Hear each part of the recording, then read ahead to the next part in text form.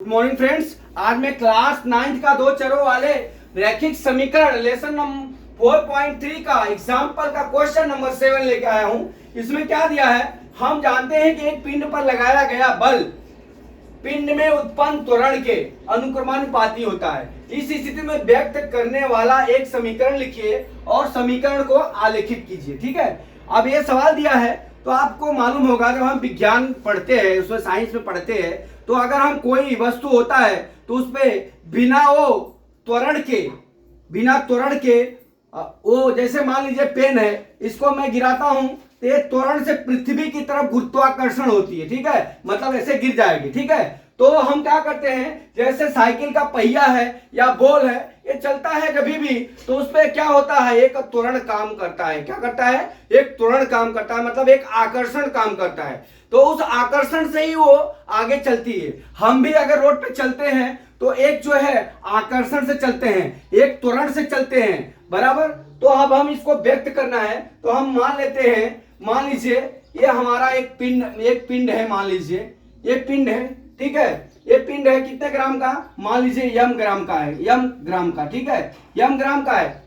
ठीक है, और जो इसका वजन यम ग्राम का है, जब भी हम इस पे फोर्स डालते हैं, तो ये जब यहां से इस दूरी से चलकर इस दूरी पे आएगा तो इस पे एक त्वरण लगेगा। क्या लगेगा, एक त्वरण लगेगा, जिसको हम ए से प्रदर्शित करते हैं। ठीक है, ए से प्रदर्शित करते हैं।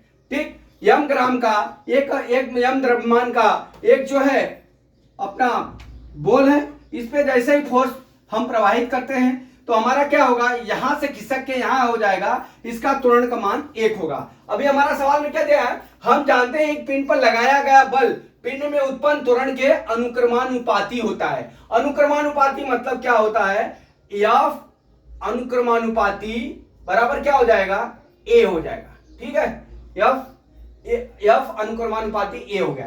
अब हमारा क्या हो जाएगा, यम एक कांस्टेंट होता है तो यम इज इक्वल टू यम ए हो जाएगा। ठीक है, यम ए हो जाएगा। ठीक, ये हमारा सूत्र हो गया। ठीक, अब हम इनको क्या करना है, इस स्थिति में को व्यक्त करने वाला एक समीकरण लिखिए और समीकरण को आलेखित कीजिए। ठीक है, तो हमको इस समीकरण को आलेखित करना है। तो हम क्या करते हैं, अब हमारा क्या होता है, एक्स एक्सिस होता है, ये एक्स एक्सिस होता है, ये वाई एक्सिस होता है। ठीक है, यहाँ पे एक्स डैश होता है, यहाँ पे वाई डैश होता है। ठीक है, अब हमारा मान लेते हैं कि हमारा जो मूल बिंदु है उस बिंदु से जाती हुई है, तो हम क्या पे यहाँ पे जो है हम एफ का दर्शाते हैं और यहाँ पे ए को दर्शाते हैं। किसको, ए को दर्शाते हैं। ठीक है, तो हमारा ये मूल बिंदु का मान कितना होता है, 0 और 0 होता है। ठीक है, अभी इस मान लो इस बिंदु से त्वरण और बल जाते हुए, ठीक है, तो हमारा क्या हो जाएगा समीकरण, तो हमारा समीकरण क्या हो जाएगा, आप देख लीजिए।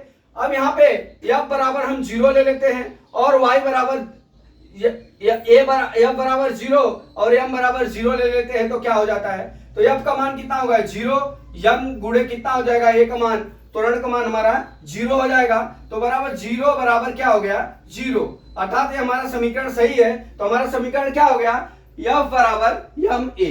तो दोस्तों आशा करता हूं इस तरह की सवाल और आपको पूछी जाएगी एग्जाम में, अलग अलग त्वरण से। मान लीजिए 5 ग्राम वाले द्रव्यमान पिंड को फोर्स करने पर इस तरह से अलग अलग एक्स वाई करके दिया हुआ है।